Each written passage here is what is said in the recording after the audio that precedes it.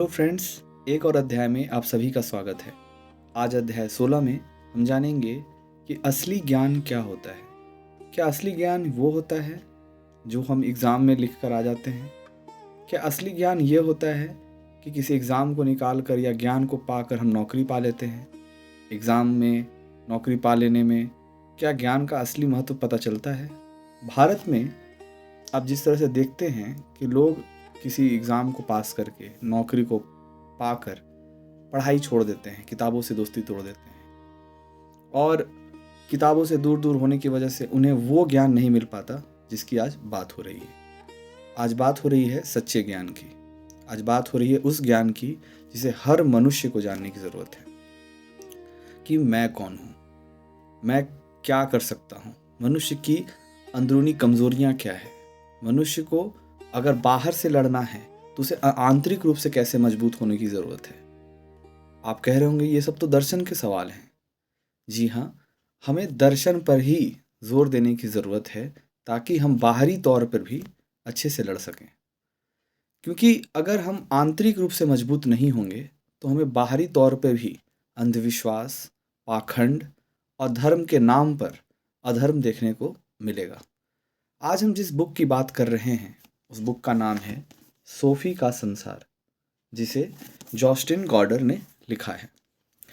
इस कहानी में एक नॉवेल है ये, और इसमें कहानी है कि एक 13-14 साल की लड़की जो सोफ़ी है, उसे अचानक से पत्र मिलने लगते हैं, अनजान पत्र, जिसमें सवाल बहुत गंभीर होते हैं, जैसे कि मनुष्य कौन है, तुम कौन हो, तुम्हारा अस्तित्व क्या है, तुम कहाँ से आए हो।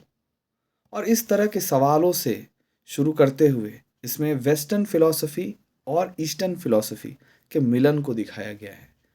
जैसे वेस्टर्न फ़िलॉसफ़ी में इसमें एरिस्टोटल, प्लेटो से लेकर आप काफ़्का तक आते हैं, इसमें बताया गया है। दूसरा ईस्टर्न फ़िलॉसफ़ी के बारे में बताया गया है, जो यहाँ पर हम जो इंडियन फ़िलॉसफ़ी में जब पढ़ रहे होते हैं तो हम आंतरिक रूप से जो चीज़ें महसूस कर रहे होते हैं, जैसे बुद्ध ने कहा है, मिडिल पाथ को अपनाने को लेके कहा है, दुख से निर्वाण प्राप्त करने की जो बात कही है उन्होंने, और बाकी भी जो फ़िलॉसफ़ी है यहाँ पर वो अंतर्मन के लिए है। जबकि आप वेस्टर्न फ़िलॉसफ़ी में जब देखेंगे तो वहाँ पर व्यक्ति के प्रॉब्लम्स जो बाहरी तौर पे दिखते हैं उससे रिलेटेड उनका फ़िलॉसफ़ी ज़्यादा देखने को मिलता है। और वेस्ट में जब आप इस तरह के सवाल जब सुन रहे होते हैं कि हम कहाँ से आए हैं, क्यों आए हैं, इसका क्या मतलब है, ये धरती क्यों है, तो आप वहाँ पे डेवलपमेंट भी देख रहे हैं। उस तरह के सवाल, उस तरह के दर्शन के सवाल आने की वजह से ही विज्ञान वहाँ पर बहुत काफ़ी हद तक डेवलप है।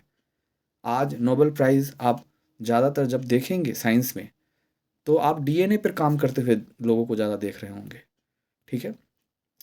और डीएनए पर काम करने की वजह से, ख़ास करके जब हम पहले से भी, जब हम डार्विन्स की थ्योरी को भी जब देख रहे हैं, तो उस वक़्त से हम सर्वाइवल ऑफ द फिटेस्ट और ये बहुत तरह की चीज़ें, ये सब आ कहाँ से रहा है? ये विज्ञान में भी जो सवाल आ रहे हैं, उसका कारण क्या है?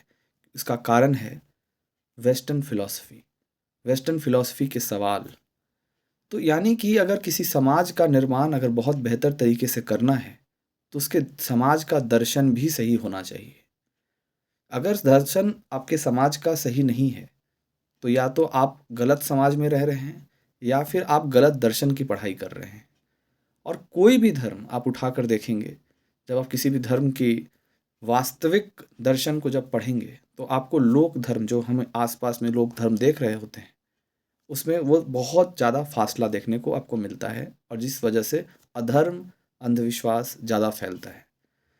खैर, हम लोग टॉपिक पर वापस आते हैं, और इसमें कहने का मतलब ये है कि जब आप मूल सवालों पर जब बात करते हैं, तो आपको असली में ज्ञान की प्राप्ति होती है कि जब मुझे पता चलेगा आंतरिक रूप से कि मैं कौन हूँ, तो इसका मतलब ये नहीं है कि कोई साधु महात्मा बनने की बात हो रही है। ये बात हो रही है कि जब मैं अंदर से खुद को जानूँगा, तो तभी मैं बाहर की चीज़ों से ज़्यादा डील कर पाऊँगा। और इसका मतलब ये नहीं है कि आपको बाहरी चीज़ों पर आँख मूंद लेना है। आपको बाहरी चीज़ों पर भी सत्य की बातें करनी है, ज्ञान की बातें करनी है। बाहर में भी आपको वाई करने की आदत रखनी है। जितना आप अंदर सवाल कर रहे हैं, उतना बाहर भी सवाल करने की आदत होनी चाहिए। अगर नहीं करेंगे, तो फिर आपका समाज अंधविश्वास में लुप्त हो जाएगा। इसमें और जो बातें कही गई हैं, जो मैंने एक बार ओशो को भी पढ़ते वक़्त उनको सुना है, उनकी किताबों में लिखा हुआ था कि वेस्टर्न कंट्रीज़ को ज़्यादातर उनका बेसिक जो चीज़ कंप्लीट हो चुकी है, उनकी सारी बेसिक नीड्स कंप्लीट हो चुकी है, तो उनको अब साइंस में जितना डेवलपमेंट करना था, जितना भोग की चीज़ें उनको करनी थी, वो कर चुके हैं। उन्हें दर्शन की ज़रूरत है, ताकि वो खुद को जान पाएँ कि इस तरह से पागल नहीं होना है। और इंडिया को असली में साइंस की तरफ आने की ज़रूरत है। बहुत ज़्यादा जो धर्म को लेकर, लोक धर्म को ख़ास करके लेकर, उन्होंने एक्चुअल धर्म पे नहीं कहा, उन्होंने जो लोक धर्म में लोग फँसे हैं, जिसकी वजह से वो विज्ञान से दूर हैं, सवालों से दूर हैं, वाई करने से दूर हैं, उनके लिए कहा कि उन्हें विज्ञान की ज़रूरत है। और जब आप ध्यान से पढ़िएगा कोई भी किसी भी दर्शन को, तो आपको समझ में आएगा कि दर्शन भी एक विज्ञान की ही बात करता है। तो भारत चूक कहाँ पर रहा है? भारत चूक रहा है सच्चे दर्शन को पढ़ने से, सच्चे धर्म को पढ़ने से। तो मैं यही चाहूँगा कि जिसको फ़िलॉसफ़ी में इंटरेस्ट थोड़ा है, या वो डरते हैं इस बात से कि बहुत भारी-भारी शब्द पढ़ने पड़ेंगे, फ़िलॉसफ़ी सबको समझ में नहीं आएगी, तो उसके लिए ये किताब बहुत अच्छी है।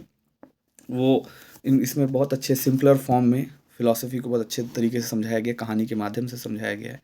तो आपकी शुरुआत के लिए सोफ़ी का संसार बहुत अच्छा है। और जब सोफ़ी का संसार आप पढ़ेंगे, तो आपको भी मन करेगा कि अपने समाज को सोफ़ी के संसार जैसा ही बना पाएँ। वाई करने की आदत बना पाएँ। मैं कौन हूँ? मैं क्या हूँ? ये जो आस-पास में जो चीज़ें हैं, ये ऐसा क्यों है? मुझे इसको देखकर लालच क्यों आता है? मुझे इसको देखकर दुःख क्यों होता है? मुझे इसको देखकर सुख क्यों आता है? ये सब जब आप सवाल जानेंगे, तब आप मनुष्य की आंतरिक जो परेशानियाँ हैं, उसको अच्छे से समझ पाएँगे, और इसी के लिए तो दर्शन है। तो आज के लिए इतना ही। धन्यवाद।